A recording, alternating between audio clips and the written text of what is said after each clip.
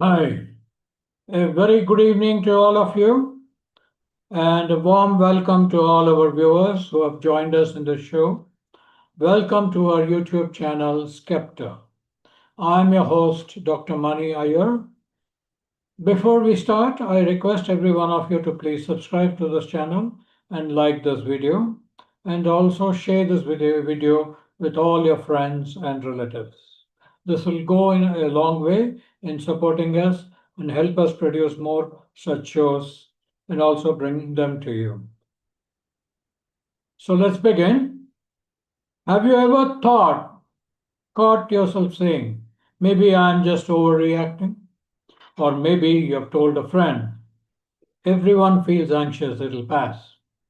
Or perhaps you have spent hours scrolling through Instagram or TikTok, watching mental health videos and suddenly wondering, wait, do I have anxiety?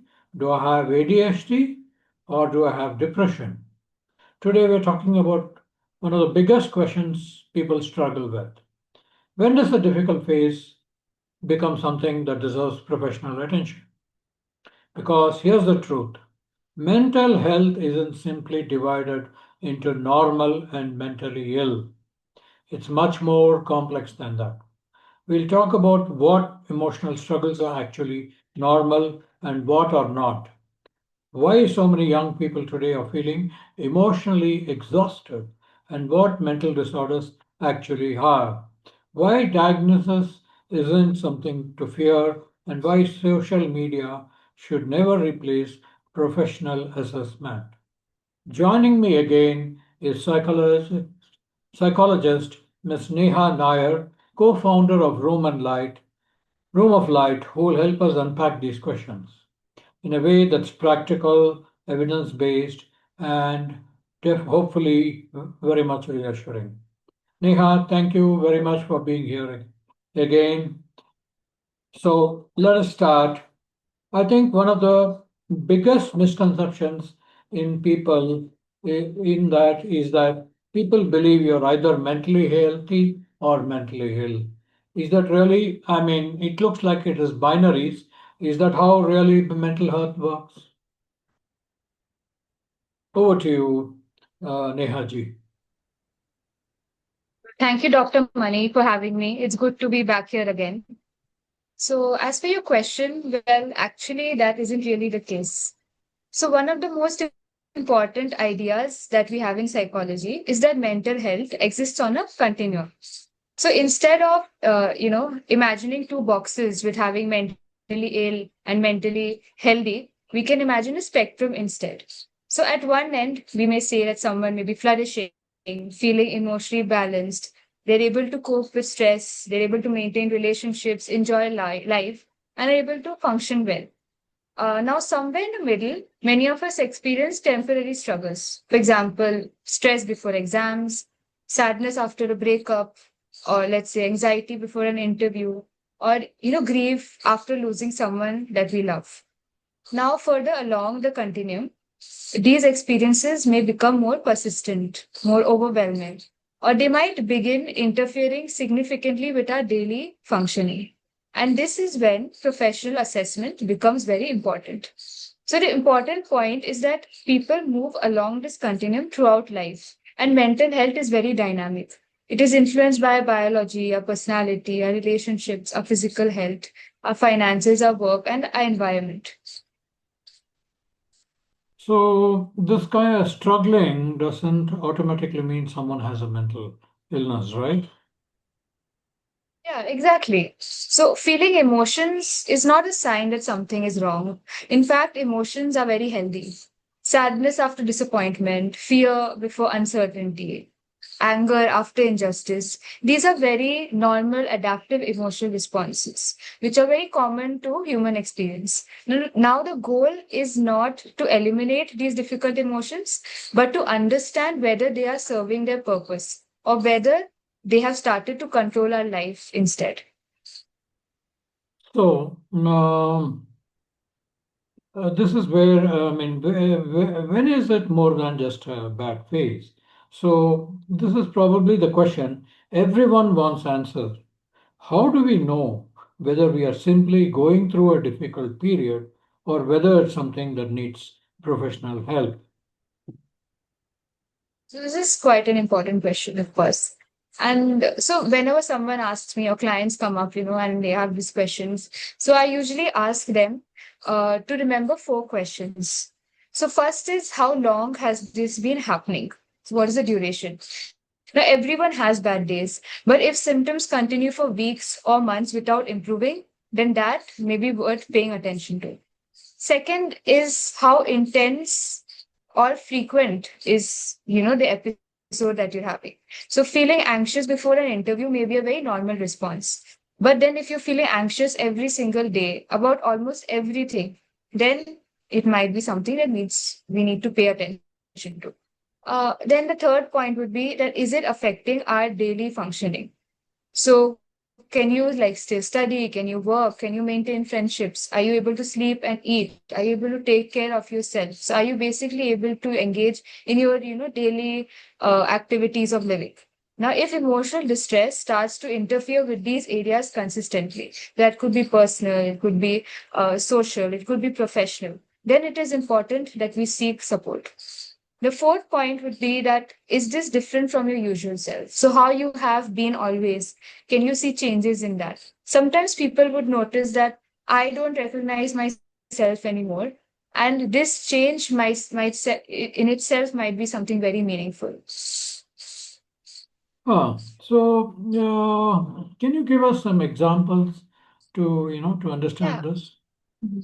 sure. So, let us say, suppose someone fails an entrance exam. They're feeling disappointed, crying, losing motivation for a few days. This, as we can see, is understandable, a normal, response to a situation or event that has occurred. Now, let us imagine that 3 months later, they still cannot get out of bed. They have lost interest in everything that they once enjoyed. They're avoiding everyone. They're feeling hopeless about the future. Now we are looking at something that is beyond an expected emotional reaction. So like the continuum that we talked about, it is now moving from the middle, the balanced area towards the extremes. So similarly, everyone worries. But if worrying becomes constant, uncontrollable, and exhausting, then we know that that might be different. Everyone feels sad, but not everyone would lose pleasure in life for weeks together.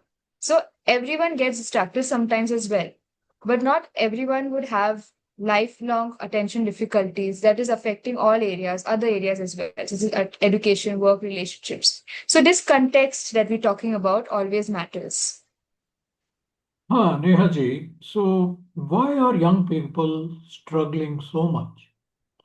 I mean, it genuinely feels like emotional struggles have become much more common among the young people today. What's going on? What's happening? So it's a complicated question, you see. So there isn't one reason. It is a combination of many changes that are happening simultaneously. So let's look at some of them. So for example, we may have academic pressure.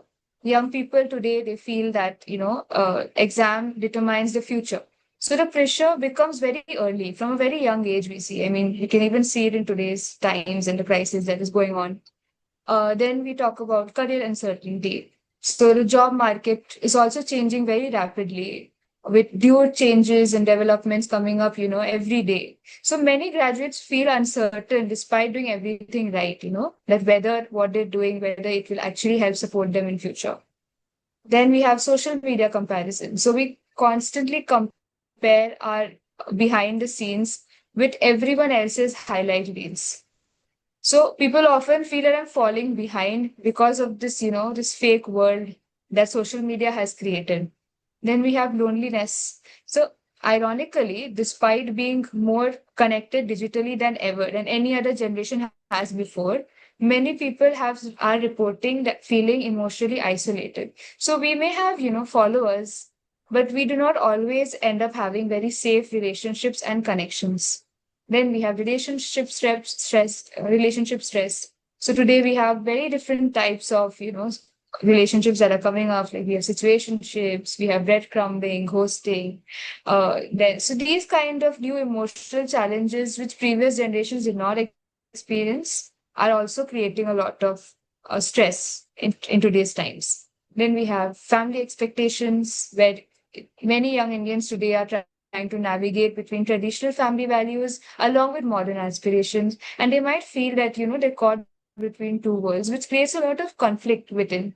There are lifestyle factors, poor sleep, sedentary lifestyles, constant notifications, irregular eating, lack of downtime. So now every generation has had challenges. And today's challenges are simply different. And many of them are placing continuous demands on our attention, on our identity, on our emotional energy. And all of this is creating a lot of, emotional and mental distress among today's youth.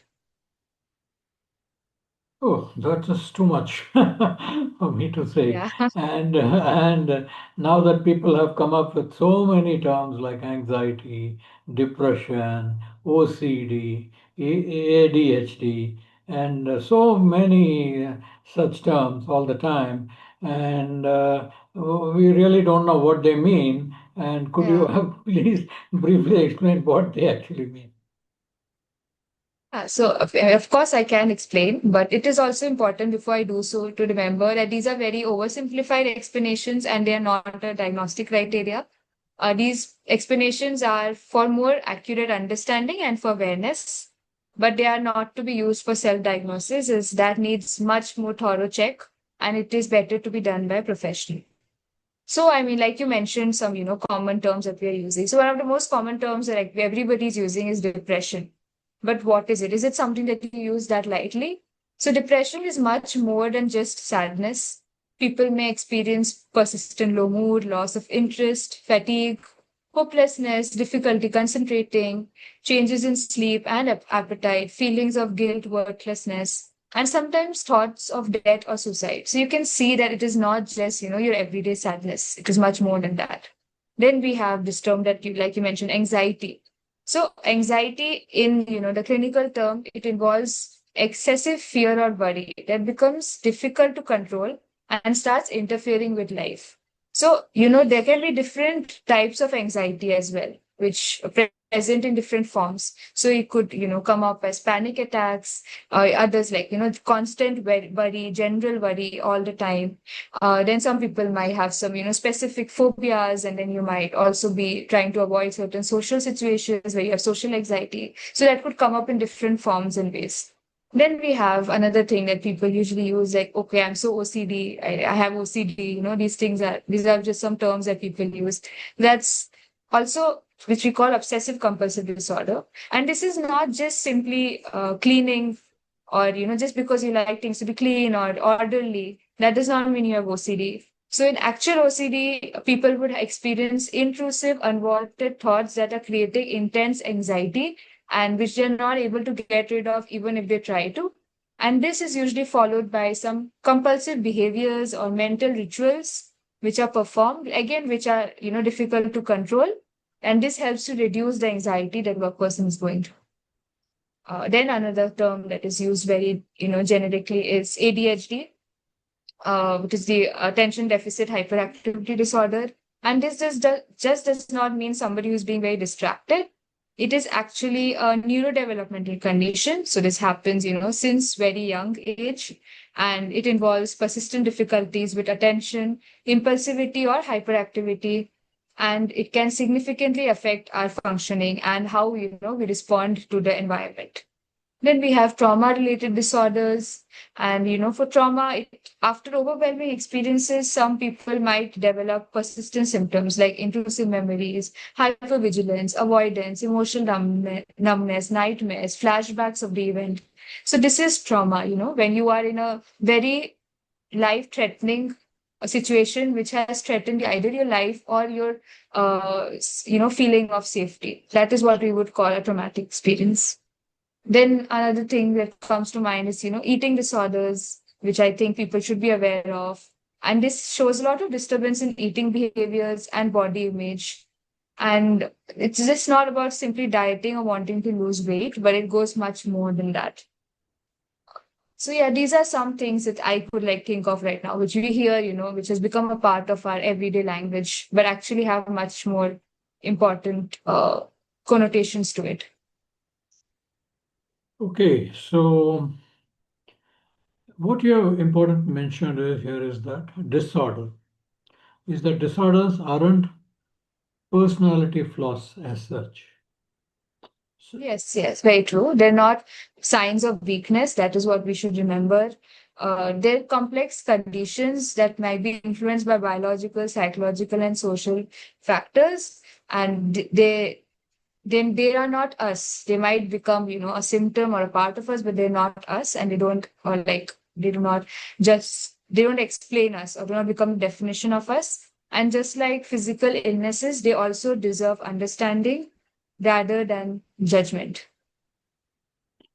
yeah, so at this stage, okay, we talk about diagnosis, and diagnosis seems like a very sensitive topic. Some people find relief in getting a diagnosis, others fear being labeled forever. So, how should we think about it?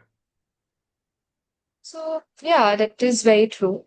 It is a sensitive topic, and diagnosis is best understood as a clinical tool. Like I just, also mentioned that it's a clinical tool and not an identity. So we should think of it in this way. Like if someone has persistent chest pain, we investigate to understand what's happening.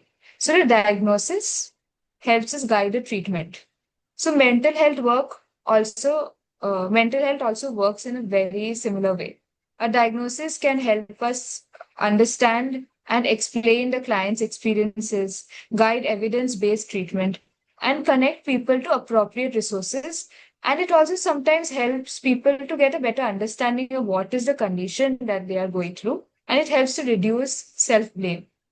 Now, problems arise when people begin saying that I am depression, I am OCD, I am anxiety. So they start identifying with it. So instead of that, the terminology should change to I am a person who is experiencing depression.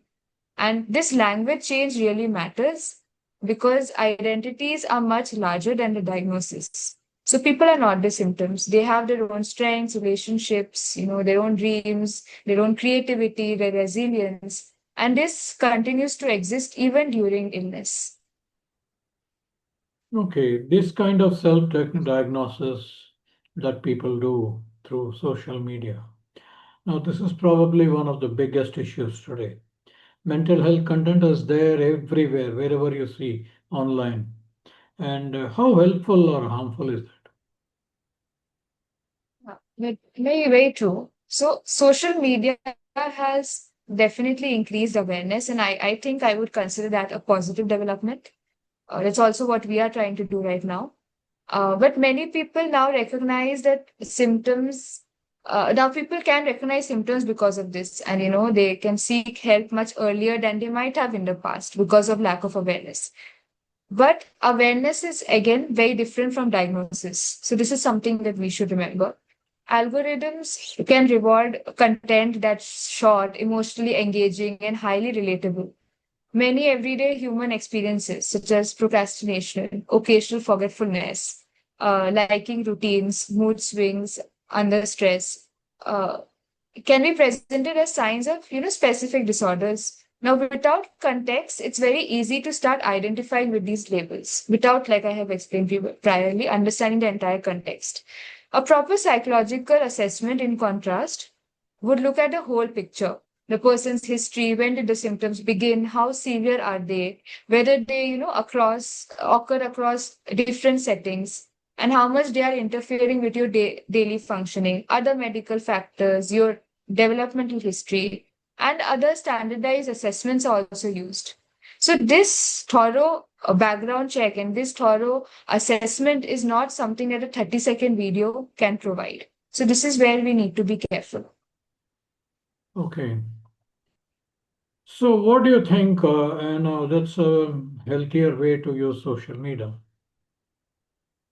So we can use it as a starting point for curiosity and for like a basic understanding, but not as a final answer. So if a content, let's see, you found a content and resonates with you, you should ask yourself that have these experiences been persistent? Are they going on for a long time? Are they causing me significant distress? Are they affecting my work, studies, relationships, daily life? like my functioning in other areas and aspects of life? If the answer to these questions are yes, then it is a reason to consult a qualified mental health professional and not to diagnose ourselves instead. Similarly, also avoid diagnosing friends or family based on what you might have seen online. Statements like, you're so OCD, like I mentioned before, or you're definitely very bipolar. These can be very inaccurate and stigmatizing and might actually oppose the entire point of the awareness that social media may be trying to spread. Mm. Okay, thank you very much, Neha ji. So, today's conversation reminds us that mental health isn't about fitting neatly into categories, or it's about paying attention to ourselves with honesty and compassion. Sometimes what we are experiencing is a completely understandable response to life's challenges. Sometimes it may be a sign that we need additional support, and there is no shame in that either. That's true. Very beautifully said. If there's one thing that I would like listeners to remember, it is that feeling emotions doesn't mean that you're broken, and struggling does not mean that you're weak, and seeking help does not mean that you have failed. Mental health care is not about waiting until you are at your worst. It is about getting support early before difficulties will become more overwhelming. Just as we would not ignore, personal physical symptoms, we should also not ignore persistent emotional distress. Thank you very much, Nehaji. So that was a very nice conclusion. So if today's conversation resonated with you all, viewers, share it with someone who might need to hear it. Sometimes the first step towards mental health is simply realizing that what you're experiencing deserves attention, not judgment. So we'll be back in another episode of the Mind Unfiltered, where we will continue unpacking the conversations about mental health, which nobody has taught us to have. Until then, take care of yourself and everyone. Thank you very much, Nehaji. Thank you very much for Thank you. having taken the time off Thank you. coming this evening, Friday evening, to talk about the subject. Thanks a lot. We will see you soon on another topic under the same series. And yeah, thank you very much for that. And we'll see you Thank, soon. Have a good day. thank you. Have a good Thank you. evening. You too. Thank Thank you. you. Bye bye.